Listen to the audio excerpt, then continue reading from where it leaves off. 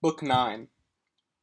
While far away all this was happening, Iris came earthward, sent by Saturn's daughter, to a wooded glen where fearless Turnus sat, the sanctum of his ancestor Pilumnus.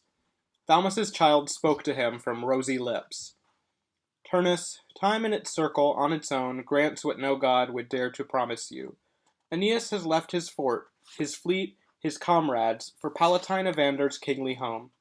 He's ventured on to Corythus' distant cities to gather Lydian farmers and equip them. Why waver? Call for chariots and horses. Don't turn back.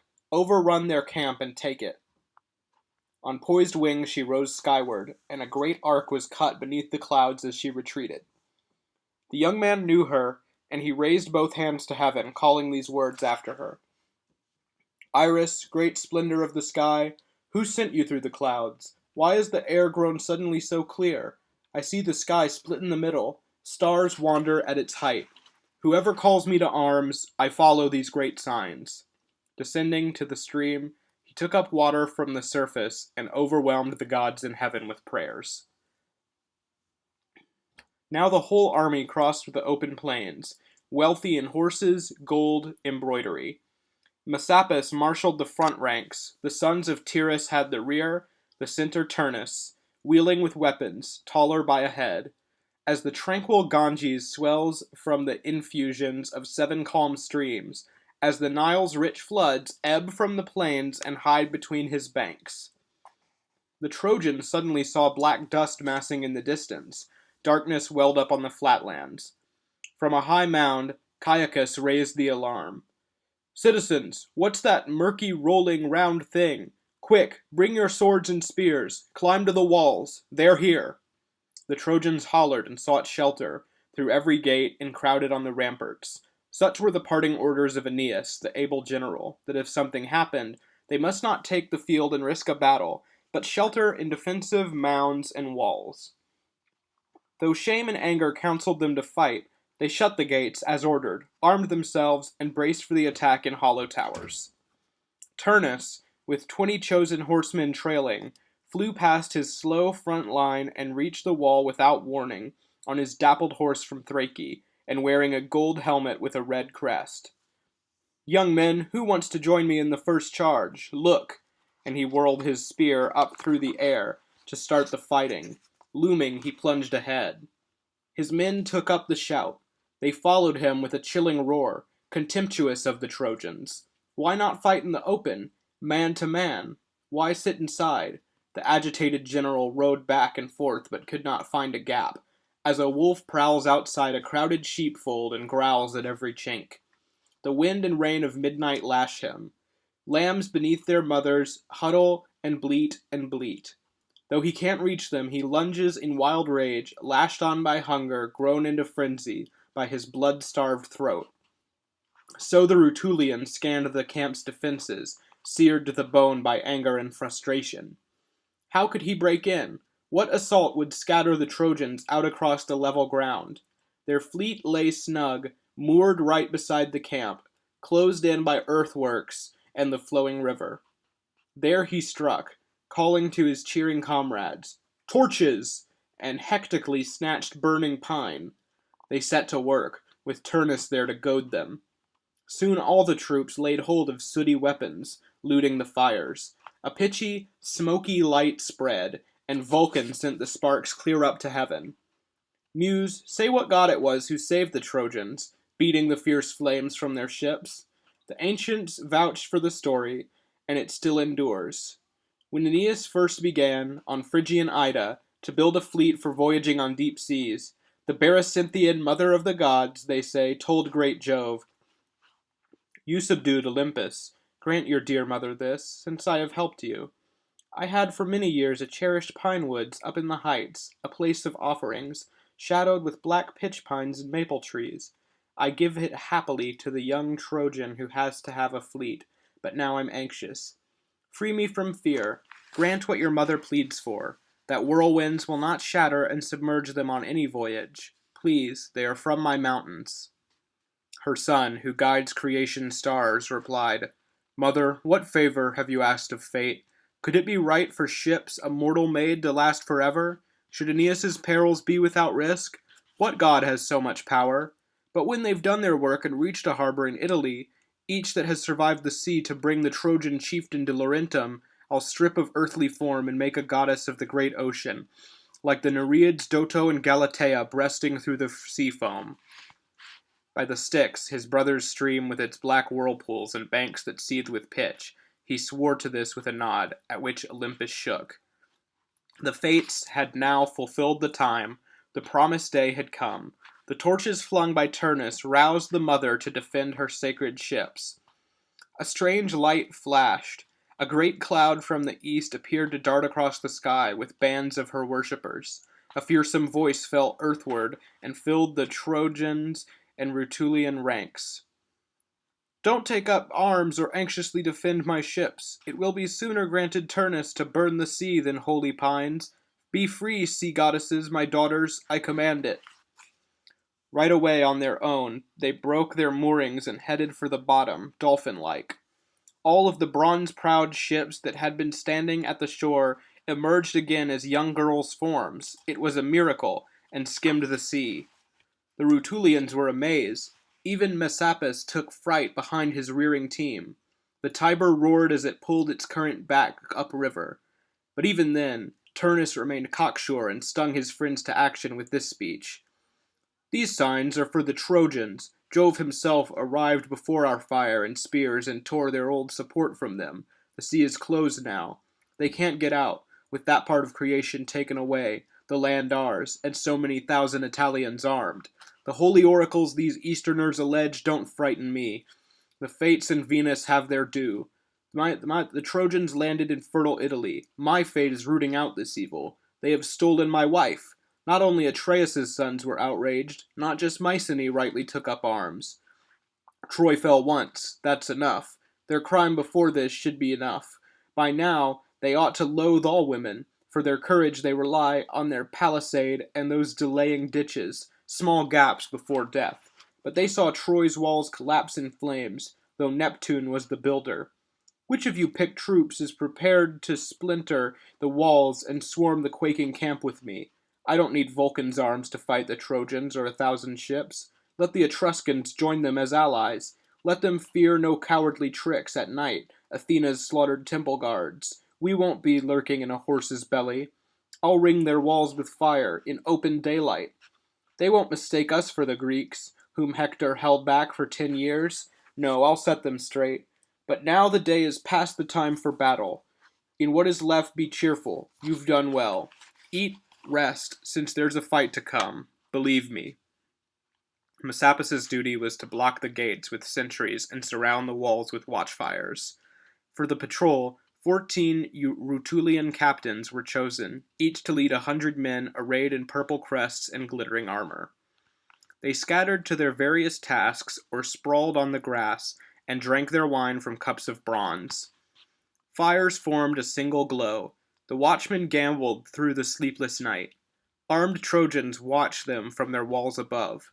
They anxiously checked gates and, still in armor, built gangways and defenses in a network, urged on by keen Serestus and Mnestheus. Father Aeneas had appointed them leaders and generals in case of crisis. The whole force on the battlements took risks in turns to guard the post assigned by lot. Nisus, Hyrtacus's war-keen son, watched one gate. Nimble with arrows and a spear, he'd come from Ida's hunting grounds to serve Aeneas. His friend Euryalus was the handsomest of all the warriors in Aeneas's band. On his unshaven cheeks were manhood's first signs. Love bound these two. They dashed to war together, and now they shared a picket at the gate. Nisus asked, "Is it gods who make me want this, or do we make our deadly urges gods? A long time now I've thought of taking on some fight or other great thing. I'm so restless. You see these overconfident Rutulians as scattered, flickering fires. Dissolved in wine, they're sprawling. Everywhere it's still. So listen to what I might do. No, I've now decided. Leaders and all, the whole camp wants Aeneas to know what's happened and come back to help us. For a promised prize, to go to you, for me, the glory's plenty. I might find a way around that hillside to Palanchum's fortress. Euryalus, though overwhelmed by passion for praise, was prompt in answering his fierce friend. You mean to bar me from this crucial mission, and face the risk alone? That's not the way Opheltes, my battle-hardened father, raised me in the horrors of the Greek siege, in our struggles at Troy. And at your side, have I been like that in following to Aeneas to fate's edge? I have contempt for daylight, and I count the honor that you aim at worth my life. Nisus replied, It would be wrong to doubt you. So may great Jupiter, or some other fair judge of courage, bring me back to you in triumph. But if a god or mishap steals my life, a thing you often see in such great dangers, I'd want you living, since your youth deserves it. And if my corpse is rescued or else ransomed, you'd bury it, if fate denies those death rites. An empty tomb and gifts could honor me. I wouldn't bring such sorrow to your mother, since she of all our mothers followed you, indifferent to the walls of great Acestes. His friend rebutted this. Empty excuses. My mind is made up. Nothing's going to change it. Let's hurry. And he woke the other sentries to take the watch in turn. They left their post and side by side strode off to find their king. All other creatures on the earth were sleeping, their cares eased, their hearts free of suffering. The Trojan leaders, picked men in their prime, were meeting about vital strategy. What should they do? Who'd take news to Aeneas? They leaned on their long spears and gripped their shields in the yard at the camp center. Then Euryalus and Nisus pleaded for an urgent hearing. This would be worth it. Iulus took the lead, welcomed the fervent youths, had Nisus speak. Hyrtacus's son began. Friends of Aeneas, give fair consideration and don't judge this by our age. Our enemies are sunk in silence and wine and sleep. We've seen a gap to sneak through, where the road forks at the gate behind the sea. There the black smoke from scattered campfires rises to the stars. If you will let us use this chance to reach Aeneas at Pallanteum's fort, you'll see us here again soon with the spoils of a great slaughter. No, we won't get lost. From hidden valleys where we hunt, we've seen the outskirts. The whole river is familiar. Aletes spoke, age-burdened, ripe in judgment. Our fathers' gods forever ruling Troy, you cannot mean completely to destroy us when you have given our young men such strong spirits. Speaking, he turned to each and clasped their hands and shoulders. Tears were gushing down his face. What prizes, warriors, could I think worthy of your heroics? Here's the first and finest, your soundness in the god's sight. Promptly, too, good Aeneas and Ascanius will reward you. The youngster won't forget such vital service. The prince concurred. Father's return alone can save me. By our city's great gods, Nisus, by Assaracus's god, and white-haired Vesta's shrine, I am trusting all my fortune, all my hopes to you. Bring back my father. Let me see him. What can we fear when he's with us? I'll give you 2 well-made silver cups, deeply embossed, my father's spoil from capturing Arispa, 2 tripods and 2 standard bards of gold, and an ancient wine bowl from Sidonian Dido. If Aeneas wins and conquers Italy, claims kingship, and distributes all the spoils, you saw the gold-armed Turnus rode? Nisus, I'll set that beast aside for you, and the shield and red crest. These are yours already. My father will give 12 choice captive mothers as well, and 12 men, each one with his armor, and finally, King Latinus's own estates. You, honored boy, who are closer to my own age, with all my soul I'll hold you as a friend in everything I have to face, pursuing no glory on my own account without you. In peace and war you'll be my foremost comrade and confidant. Euryalus responded, No day will come that shows me less courageous than in this enterprise, if only luck won't turn against me. But I ask one favor besides these. My poor mother, of the old race of Priam, would not stay behind in Troy or King Acestes' fort, but left with me. I've kept from her my plans, however risky, and my goodbyes. Your right hand and the night witness this. I could not endure her tears. But you, comfort her loss, relieve her need. If I believe you will, I'll take my chances more boldly. These words left the Trojans heart-struck. They wept, and handsome Iulus most of all, wrung by the thought of how he loved his father. He spoke. Be sure of everything this great task earns you. She'll be my mother, lacking just the name Creusa, and get no small thanks for having a son like you. However this turns out, I swear it by this life my father swore on.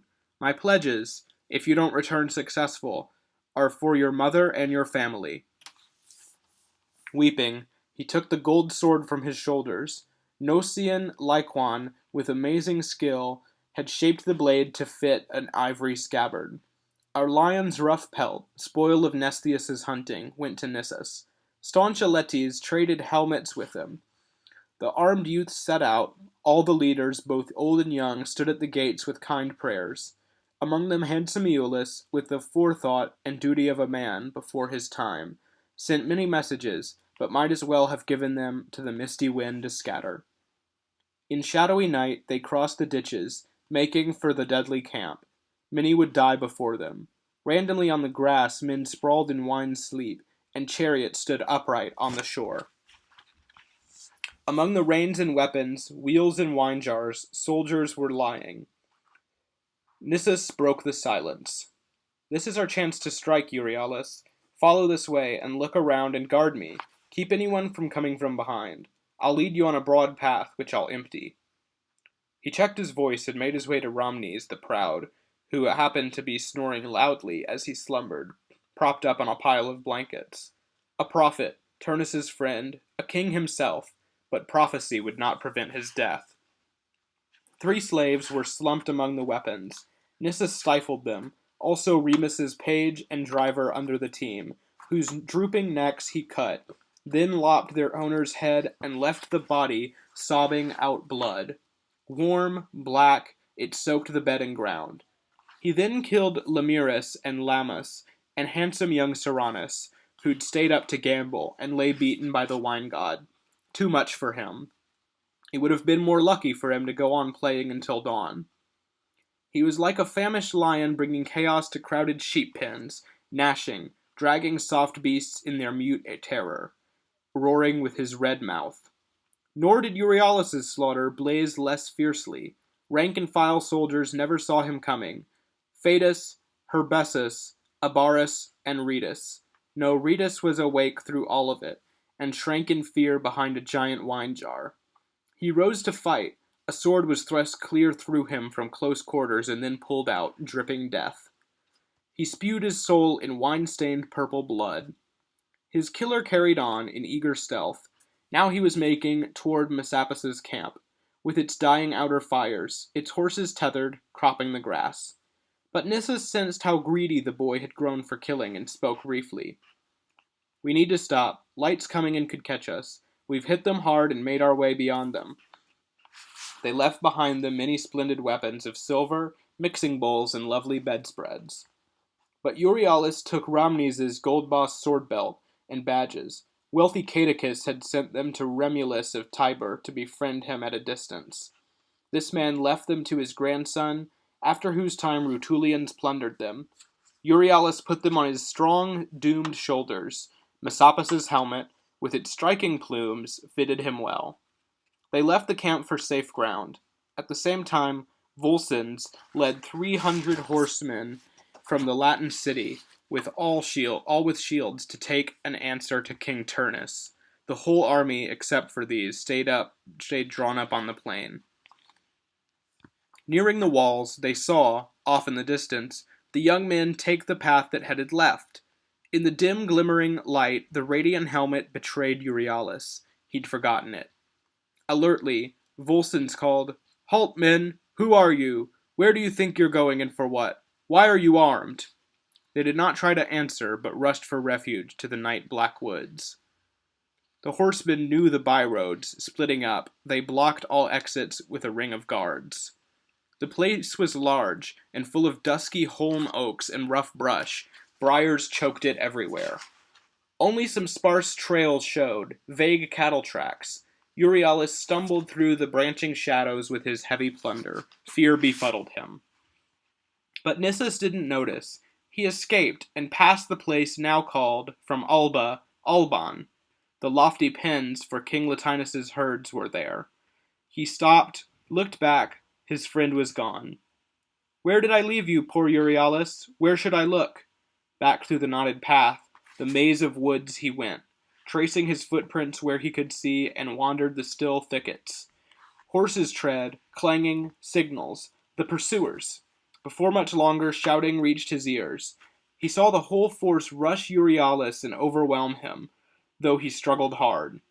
It was helpless in that dark and treacherous spot. But what should Nissus do? How should he strike to free the boy? Perhaps he ought to plunge into their swords, a quick and noble death. He'd hurl his spear.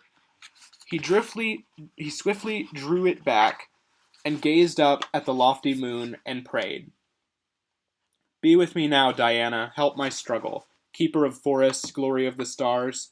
If for my sake my father brought your altar his gifts, and if I hung your temple roof with beasts killed in my hunts to honor you, then guide my spear and let me rout this band.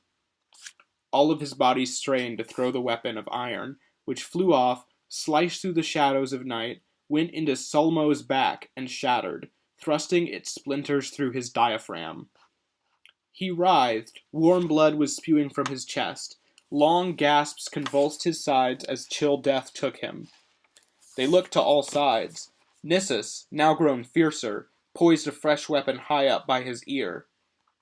As they stood shocked, the spear sang through the temples of Tagus and stuck fast in his warm brain. Volscens, beside himself, still couldn't see the spear's source and attack it in his fury. He told Euryalus, "Then you can pay for both with your hot blood." He drew his sword and strode up. Nissus shouted, wild with terror. He couldn't hide in darkness any longer. He couldn't stand such agony. "It's me! I'm here! I did it! Turn your swords on me! It's all my fault! He didn't dare! He couldn't! The sky and all-knowing stars can witness. He only loved his luckless friend too much." He spoke, but couldn't stop a spear from ramming through Euryalus' ribs and splitting his white chest. Dying, he thrashed. His lovely limbs and shoulders poured streams of blood. His neck sank limply down, like a purple flower severed by the plow. He fainted into death, like a poppy bending its weary neck when rain weighs down its head. Nissus ran in among them, but he aimed for Volscens only. That was all he wanted. Enemies mobbed in close from either side to drive him back. He fought on, thunderous sword whirling, and thrust it through the shouting face of the Rutulian. This cost his own life. He was stabbed through, and hurled himself on his dead friend to find his rest and peace. Lucky pair! If my song has any power, you'll never be forgotten, while the children of Aeneas live below the steadfast rock of the Capitol, and a Roman father reigns. The Rutulian cohort took the spoils of victory and carried Volscens' body back with tears. As great a grief awaited them, with Rhamnes found lifeless, with the massacre of leaders, Numa, Serranus. Crowds rushed to the corpses and dying men. The ground was warm with fresh gore, and there were rivulets of foaming blood. A murmur rose. Those were Messapus' badges and helmet. So much work to win them back. Already dawn rose from the saffron bed of Tithonus, strewing fresh light on the world. Now, in the sun-soaked and revealing day, Turnus first armed himself, then called his men to arms. Each leader urged his bronze ranks on, inflaming them with news of what had happened. And, piteous sight, they even raised the heads of Nissus and Euryalus on spear ends, and marched behind them, shouting. Aeneas' hard men stretched opposing ranks at the left wall. The river hugged the right one, guarded their moats, or grimly manned their towers. With a shock of grief, they recognized the heads too well. Black gore was oozing down the spears. Rumor came swooping through the frightened town and whispered to Euryalus' mother. All warmth, down to her bones, went out of that poor lady. She dropped her shuttle, and the thread unwound. She dashed outdoors with piteous female keening, tore at her hair, ran for the walls and front lines, oblivious of the men there and the danger that their spears held. Soon her wailing filled the sky. "Euryalus, is that you, my only solace as my life closes? How could you desert me so cruelly without letting your poor mother tell you goodbye before that dangerous mission? The dogs and birds of alien Latium tear you. I couldn't walk you to the pyre, my own child, when I had closed your eyes and washed your wounds and wrapped you in the robe that night and day I busily wove. It soothed the cares of old age. Where will I look for you? What region holds your torn corpse? Is this all you bring me back of yourself? I came with you on land and sea. If you have any heart, Rutulians, throw your spears at me and put me to the sword first. But you, great father of the gods, have pity. Strike me. Hurl my unwanted life to Hades with your lightning. Only that would end my pain. A moan ran through the ranks. They all were heart-struck. Their strength went numb. Their will to fight was broken. Their grief inflamed. So Actor and Idaeus obeyed Ilioneus and sobbing Iülus and hurried her inside, holding her up. The bronze horn blared its fearful melody afar off. Men shouted, and the sky roared back. The Volscians, under overlapping shields, rushed in to fill the moats and drag the fence down. One group was set to climb the walls with ladders, and look to get in where the ring of guards was gapped or thin. The Trojans poured down weapons of all kinds and shoved back with sturdy pikes. Their past long war had taught them siege defense. They spun down massive boulders from the walls to break the covered column, but the men there could smirk at every blow beneath their thick roof, until the Trojans rolled a monstrous rock to where the largest cohort threatened them. This wrecked a stretch of the Rutulian shelter and struck its bearers down. The rest, though hardy, had no more taste for fighting blind, but struggled to pelt the Trojans off their wall. Elsewhere, Mezentius, chilling sight, was shaking a fiery, smoking pine trunk in attack, and Neptune's son Messapus, tamer of horses, broke through the palisade and called for ladders for the walls. Calliope and all your sisters, inspire me to sing of Turnus' slaughter, and the men that every soldier sent to Orcus. Open with me the book of that great war, goddesses. Help me to recite the story. There was a looming tower with lofty gangplanks in a strategic spot. With all her strength, their resources, the Italians tried to storm or topple it. Massed at the windows, Trojans hurled stones and spears in their defense. Now Turnus took the lead and threw a torch. Its flames clung to the wall, spread with the wind, seized planks, and ate away the doors they stuck to. Inside was useless panic to escape. When the defenders backed away to huddle in a safe place, their weight collapsed the tower, and the sky echoed with a sudden crash. Dying, they fell, impaled on their own spears and the hard splinters. Then the huge mass followed. Only two crawled out, Lycus and Helenor.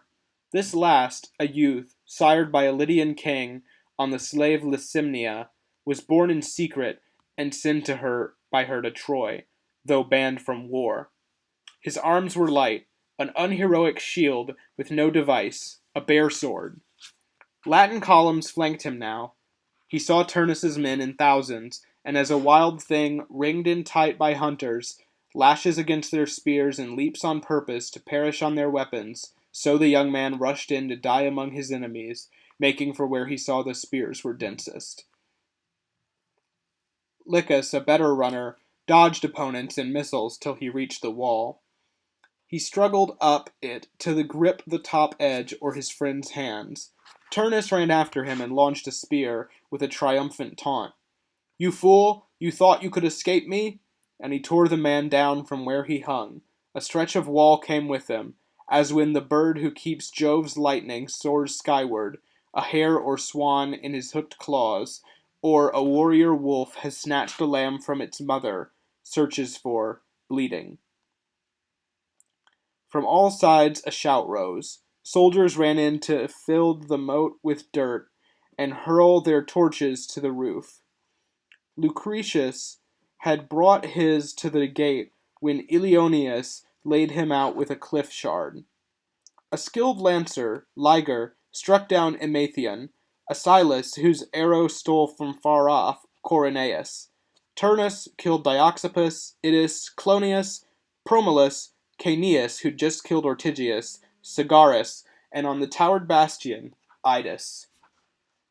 Capys dispatched Privernus, who had dropped his shield, the idiot, to clutch a slight wound from Themilus's spear. An arrow winged its way to lodge deep in his left side, splitting open his hidden breathways with a fatal wound. The son of Arsens was a glorious sight, with his superb arms and embroidered cloak bright with red Spanish dye. His father had sent him from the grove of Mars along Symaethus's banks by the offering-rich altar of Pallicus. Mezentius put his spears aside and whipped his hissing sling 3 times around his head. The searing lead chunk hit the brow straight on, split it, and stretched the tall form on the ground. They say Ascanius aimed his first war arrow that day. He'd only used to hunt wild creatures, and with his own skill brought Numanus down, Remulus by clan name. He had joined in marriage not long before with Turnus's younger sister. Pride-swollen as a sharer of the kingdom, he came up past the vanguard now to flaunt his bulk and shout the hidden miss of insults. Twice-beaten Phrygians, don't you feel embarrassed at how we keep you pinned behind your fence? You fight with us to take away our wives? What god, what madness drove you to this country?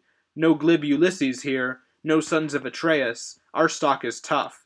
We make our infants tougher, dipping them in the savagely cold river. Our boys stay up and wear the woods out hunting. Their games are archery and taming horses. Our young men, used to scarcity and hard work, subdue the soil and batter towns with war. We live our lives with weapons, drive our oxen with butts of spears. Not even slow old age cripples our courage or our hardiness. Helmets press down white hair, since we prefer to make our living from habitual plunder. Embroidery glows on you, saffron and purple. You love to laze and treat yourself to dancing. Your hats have ribbons and your tunics sleeves. You're Phrygian women. Climb up, Dindymus. The double flute there plays the songs you're used to. The Idaean mother's drums and boxwood pipe from Berecynthus calls, leave arms for men. Ascanius could not endure these boasts and ugly taunts. He turned and aimed an arrow from his horse-gut bowstring, drew his arms apart, and paused to send a suppliant prayer to Jove. Almighty Jupiter, bless my daring effort. I'll bring your temple ritual gifts myself and set before your altar a white bullock with gilded horns, the same height as his mother, who butts and kicks up sand already. Hearing, the heavenly Father thundered from a clear sky on the left the moment that the deadly bow twanged. With a grim hiss, the drawn-back arrow fled. Its iron point transfixed to the curving temples of Remulus. Go bait brave soldiers now. This is your answer from twice-beaten Phrygians. Jubilant Trojans followed up these words with a roaring shout. Their hearts soared to the stars. In the sky zone, on a cloud, long-haired Apollo watched the Italian army and the town, and now he spoke to Iulius in his triumph. Bless your first brave act. That's the way to heaven. God-born, you'll father gods. Troy cannot hold you. All destined wars will one day cease, in justice, when the nation of Assaracus is ruling. From the ether he soared down through gusty air to Ascanius and assumed old Butes' features. This was the faithful horse guard and retainer of Dardanian Anchises in his time, whose son then made him tutor to Ascanius. Just like this ancient man in voice, and coloring and armor with its brutal clang, Apollo strode up and spoke to Iulus in his fervor. Enough, Aeneas' son. You've killed Numanus with your arrow and survived it. Great Apollo granted this first success with his own weapon, but you must stop now. Halfway through these words, Apollo put aside the mortal form and faded into far-off, filmy air. The Trojan leaders heard his quiver clatter as he vanished, and they recognized the armed god. So though Ascanius burned for war, they stopped him, at Phoebus's holy orders. They themselves returned to fight, and risked death in the open. A shout went all along the walls and ramparts. With tense bows and the snapping slings of spears, they strewed the ground with weapons. Hollow helmets and shields were clanging in the bitter fight, thick as ground-lashing rain out of the west when the stormy kids rise, thick as hail that storm clouds plunge in the sea. The soaking storm that Jove hurls, bristling with southern blasts, splitting the cloud vault. Bidius and Pandarus, sons of Alcanor from Ida, by the nymph Iera, raised in Jove's woods, massive as their native firs and mountains, opened up the gate assigned them and called the enemy in. Trusting their weapons, they flanked the entranceway, as strong as towers, iron-clothed, their plumes ruffling at a great height. As when two oak trees rear their bushy heads to heaven with exalted, nodding crests, beside the flowing water, on the banks of the Po, or by the lovely Ephesus. The Rutulians saw the opening and swarmed it, but soon Aquiculus, fine sight in armor, reckless Tmarus, Quercens, and Mars' son Haemon, had either turned and run with all their troops or laid their lives down on that very threshold. The clashing hatred and the fury grew. The Trojans, massed at one point, dared to fight hand to hand and to sally out ahead. Elsewhere, the chieftain Turnus on a rampage received a message of the raging slaughter. The enemy even flaunted open gates. A boundless fury made him storm away to the Dardanian gate and the proud brothers. Antiphates led the attack, a bastard of Prince Sarpedon by a Theban mother. Turnus hurled an Italian cornel spear that sliced the soft air, pierced the gut, and thrust through the chest. The wound's black hollow pulsed out froth, and the iron point grew warm, lodged in the lung. He struck down Merops, Aramis, Aphidnus, and flame-eyed Bidius with his roaring pride. Not with a spear, he wouldn't have surrendered his life to one, but with a shrieking pike propelled like lightning through his shield's 2 ox hides and the double gold scales of his trusted breastplate. His massive body crumpled and collapsed. The earth groaned, and his great shield clanged above him. Just as, on the Euboean coast at Baiae, a pier built in the sea on massive rock heaps collapses, with a steep, fast drag of wreckage, and bursts on the shallow seafloor before settling. The water is in chaos, black sand rises.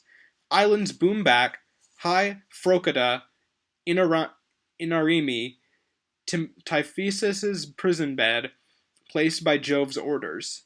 Now the war master Mars gave strength and spirit to the Latins, twisting sharp goads in their hearts, while sicking rout and black fear on the Trojans.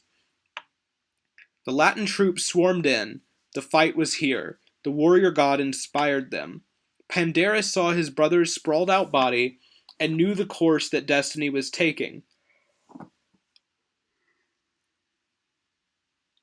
With all his strength, heaving with his broad shoulders, he turned the gate in on its hinge, though many of his friends were shut out in the brutal battle.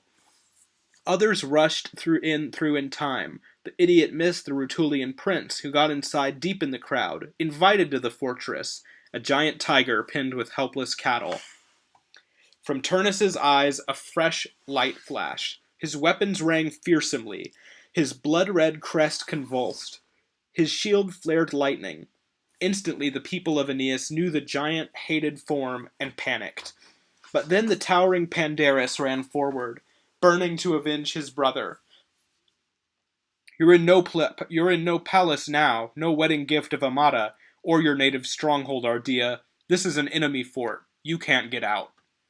Turnus serenely smiled at him and answered, Come, hand to hand if you have nerve, then go tell Priam that you've met Achilles here. Pandarus put his whole strength into hurling his crude spear with its knots and green bark. Breezes wafted it off, or Saturn's daughter Juno turned it aside. It hit the gate and stuck. Turnus spoke. Here's a weapon and a strong hand you won't escape. It's me who drives this home. He reared up with his sword and thrust it midway between the young man's temples, monstrously splitting his forehead and his beardless cheeks. A crash, the ground was shaken by his huge weight. He crumpled and sprawled, dying there, his armor covered with gory brains, and one precise half of his head dangling down at either shoulder. The Trojans scattered in their terror, routed. Had their pursuer had the inspiration to break the bolts and let his comrades in, this would have been the war's and Troy's last day. But burning frenzy and demented bloodlust drove him to fight. He caught Phaleris and Gyges first, He hamstrung Gyges, seized both their spears, and thrust them in the backs of men he chased. With strength and nerve from Juno, Halys and shield-pierced Phegeus joined the dead, then Halius, Prytanis, Noemon, Alcander, incautious on the walls, rallying others. Lynceus called his friends and made for Turnus, who lunged left from the earthworks, stopping him with a flashing sword. His helmeted head lay far off, severed by one blow at close quarters. Next Amycus fell, killer of wild beasts. No one was handier at smearing spears with poison. And Clytius, Aeolus's son, and Cretheus, companion of the Muses, whose delight was setting music to the lyre and singing of horses, weapons, warriors, and battles. News of this carnage brought the Trojan leaders, fierce Serestus and Mnestheus, there at last. They saw the enemy inside, their comrades scattered. Mnestheus yelled, "Where are you running?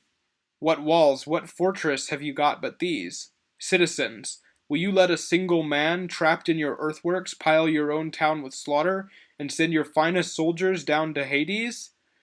Have pity on your ancient gods, your poor race, and great Aeneas. Cowards, where's your shame?" This roused them. They now rallied against Turnus in a dense column.